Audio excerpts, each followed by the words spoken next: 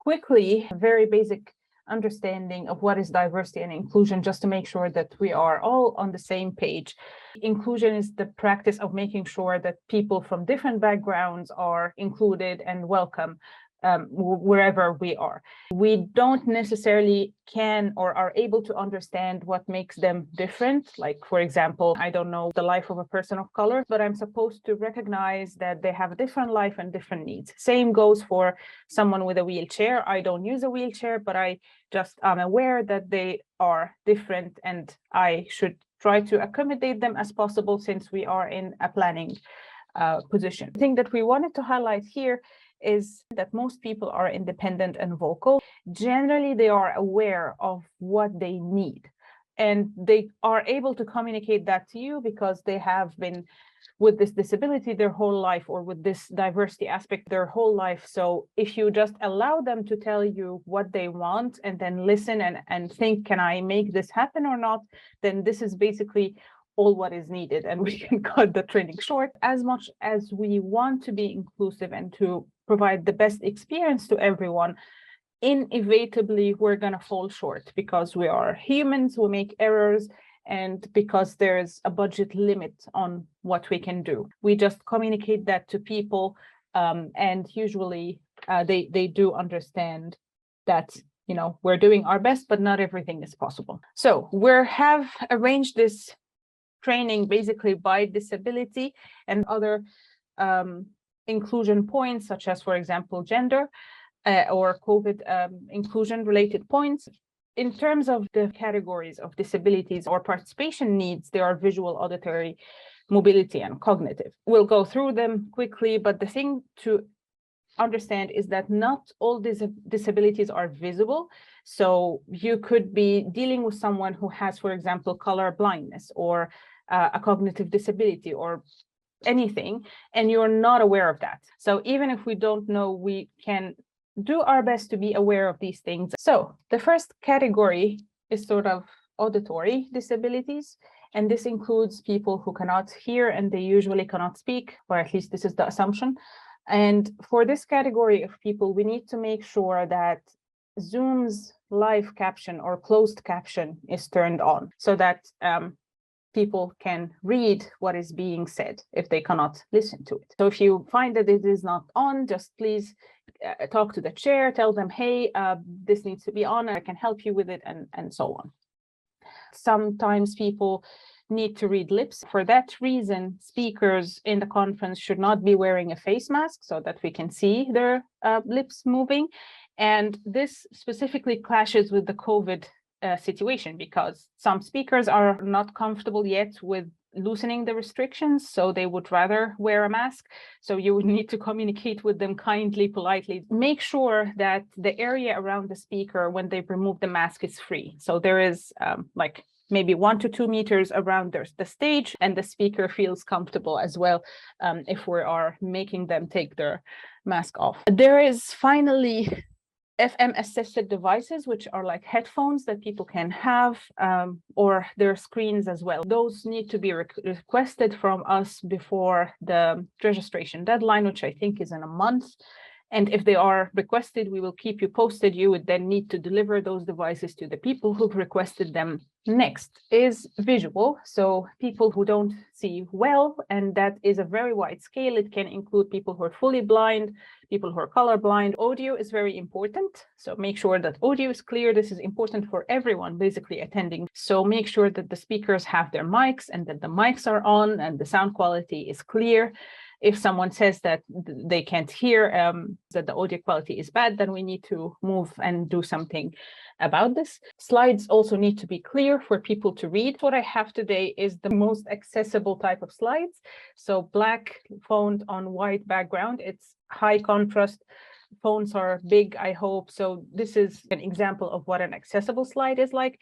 We can, of course, have more colors, but we went extreme sort of because we didn't have time, and also to show you what it looks like. Outside of sessions, you can have people using guide dogs or canes, and both are okay and allowed. Especially guide dogs are a big question. They are allowed in the convention center.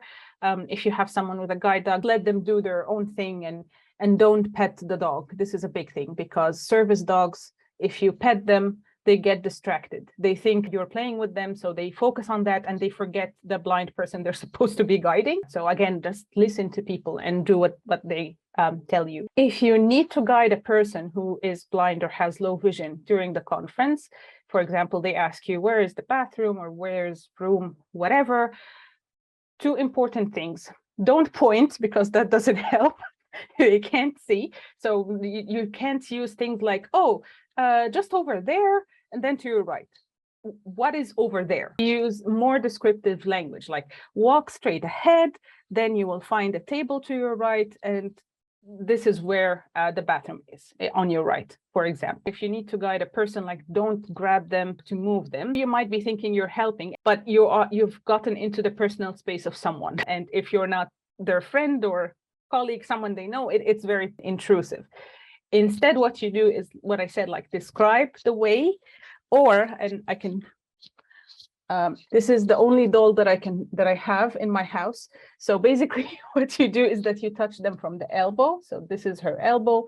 You put your hand on the elbow here and lightly guide them forward or back. This is the agreed upon standard because the elbow is not very intimate. Also ask permission, like, hey, I'm just gonna hold your arm, is that okay? Next is cognitive. I'm not sure if cognitive is the right word, but this includes people with disabilities like autism, ADHD, severe depression, anxiety. The main thing here is to avoid the types of videos where there is a lot of fast and flashing lights because those can trigger seizures. We sent a notification to session chairs and competition chairs to not allow this type of videos.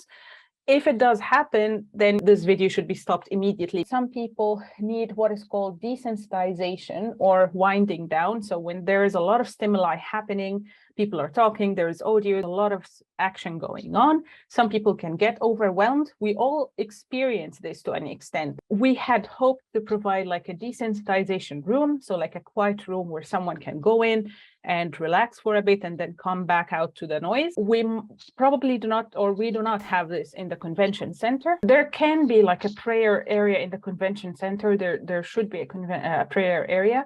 So also, if you have people asking you for a prayer area, then this is an answer. And also desensitization could work in a prayer area because they are usually quiet and calm. And then finally, just notice if someone is having difficulty speaking, like some people take a long time to form a sentence or they can stutter, something like that. Don't rush them, just smile and give them their space and understand that they are trying to communicate, but this is their speed. And this is also true of people whose first language is not English and they need to find the exact word to communicate what they want to say. So they would also take their time.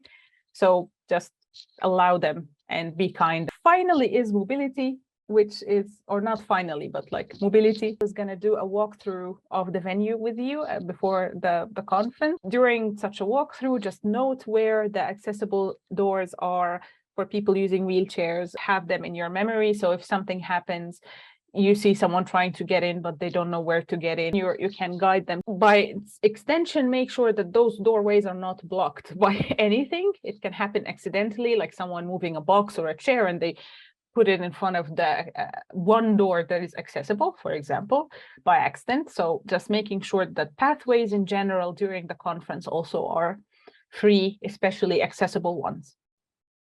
Some people might need different types of chairs. Usually they will figure that out for themselves. So some people need armrest. Some people don't need an armrest. And so usually they will just find a chair. But if they don't and they ask you, I'm just raising this up, that this is a question you might receive.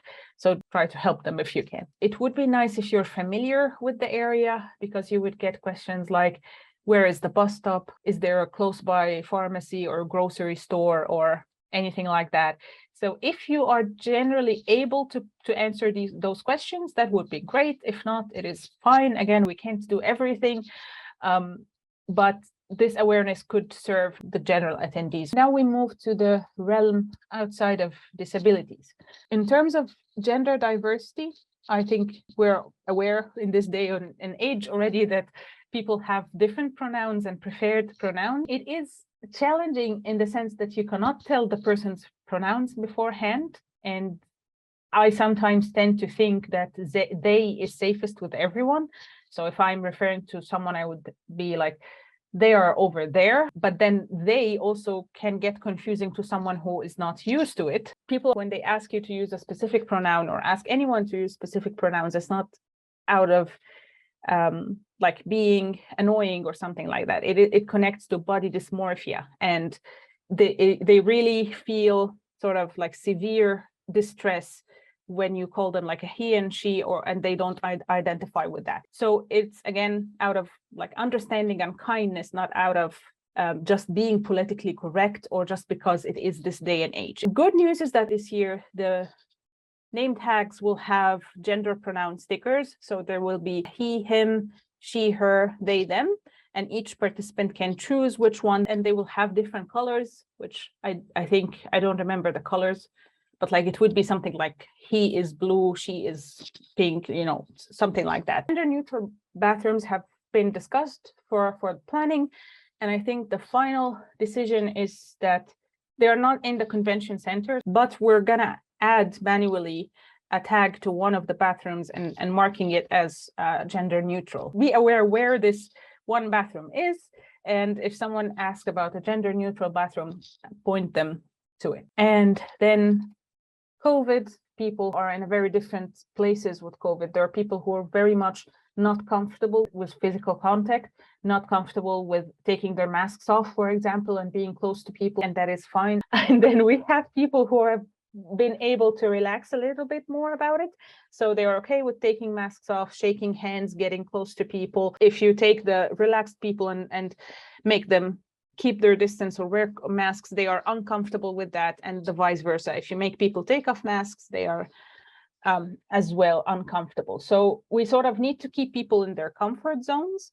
However, we have to realize that especially in November, we are sort of predicting that there could be a flare of COVID again. It's not clear, but you know, we cannot really predict that, but it is possible. So the general recommendation still is for people to wear masks and to keep their distance. However, we cannot, at least of today, we cannot mandate it. This year, we're lucky to have stickers on name tags that mark, I think it's green if you are okay with physical contact and people getting close to you, and gray if you are not okay with that, if I remember correctly. So chairs will point out those to the participants, encourage others to respect them. Finally, we here have added some resources. So the first one is the frequently asked questions. These are specific to us, and I think we covered all of them or most of them in this training, but I would encourage you afterwards to go to this link and just browse through them. And then the tools that we're using during the conference are mostly Zoom and Discord. Zoom and Discord are generally relatively accessible, not fully, but they should be fine to most people, or at least they are well known enough that someone with a disability would have already figured a way to access them, rather than like using an unknown tool. So we shouldn't have an issue with that. And if during the event at any point you have any questions, so remember that the chairs are there. So go find someone that you can grab and talk to about the issue that you have. So your immediate person to contact would be the chairs on ground, because they are on ground with you. If it's something you cannot solve, then we are here for that. And this is it from us. Okay, I'm gonna stop sharing my screen. Thank you so much, everyone, for being here. Listen to people and be kind with them. And there is basically nothing else that you need to worry about. And yeah, it will be great.